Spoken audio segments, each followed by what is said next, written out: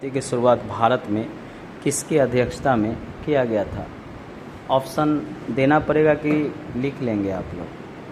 ए में लिखिए doctor S Swaminathan, doctor S Swaminathan.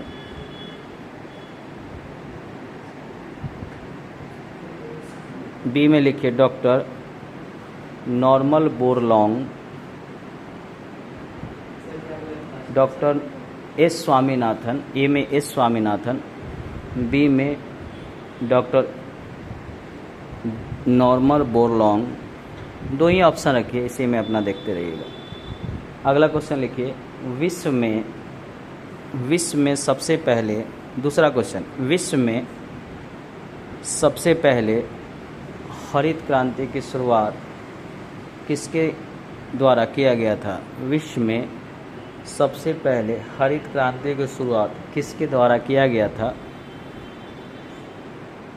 और किस फसल पर सबसे पहले, किस फसल के विकास पर सबसे पहले जोर दिया गया था? किस फसल के विकास पर सबसे पहले जोर दिया गया था? ऑप्शन में एक में एस स्वामीनाथन लिखिएगा, बी में डॉक्टर नॉर्मल बोरलॉन्ग। जो ऑप्शन ऊपर लिखे हैं वही नीचे लिखिए, उसी में से एक चुनना है। किस फसल, देखो विश्व में सबसे पहले हरित क्रांति की शुरुआत किसके द्वारा किया गया था और किस फसल पे किया गया था? ठीक है, धान, गेहूं, मक्का, चना, दाल, इसमें से किस पे? ये आपको स्वयं लिखना है। ठीक है, विश्व में सबसे अधिक चावल का उत्पादन, विश्व में सबसे अधिक चावल का उत्पादन कौन सा देश करता है?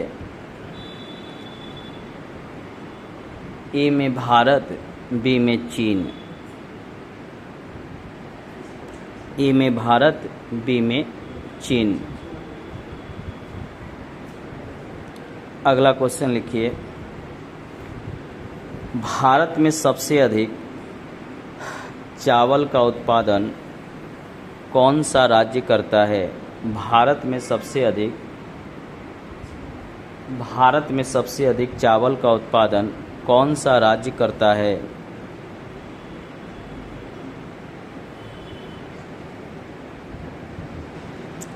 ए में पश्चिम बंगाल, बी में उत्तर प्रदेश।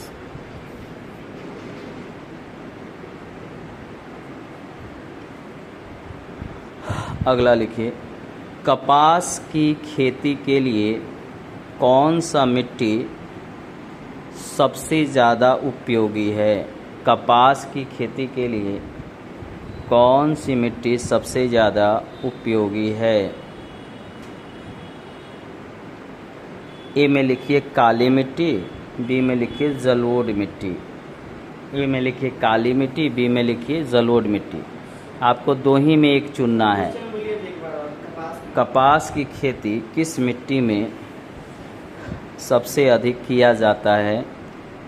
ए में काली मिट्टी, बी में जलोढ़ मिट्टी।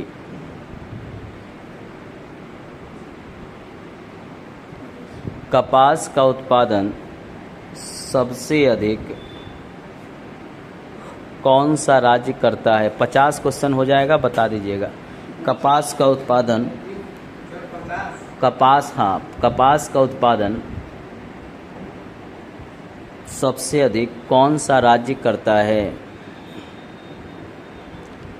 ए में महाराष्ट्र, बी में गुजरात।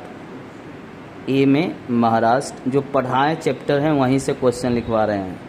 ए में महाराष्ट्र, बी में गुजरात। ठीक है, अगला क्वेश्चन लिखिए चाय की खेती के लिए कैसी भूमि होना चाहिए? चाय की खेती के लिए कैसी भूमि होना चाहिए? ए में लिखिए समतल, बी में लिखिए सीढ़ी नुमा। चाय की खेती के लिए कैसी भूमि होना चाहिए? ए में लिखिए समतल, बी में लिखिए सीढ़ी नुमा।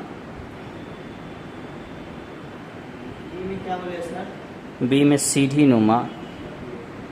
ठीक है, अगला लिखिए चाय की खेती के लिए कौन सी मिट्टी सबसे अच्छा माना जाता है? चाय की खेती के लिए कौन सी मिट्टी को सबसे अच्छा माना जाता है? लास्ट में हम लोग डिस्कशन भी करेंगे क्वेश्चन पे। ए में लिखिए लाल मिट्टी, बी में लिखिए लेटेराइट मिट्टी। ए में लिखिए लाल मिट्टी, बी में लिखिए लेटेराइट मिट्टी। चाय का उत्पादन सबसे अधिक कौन सा राज्य करता है? चाय का उत्पादन सबसे अधिक कौन सा राज्य करता है?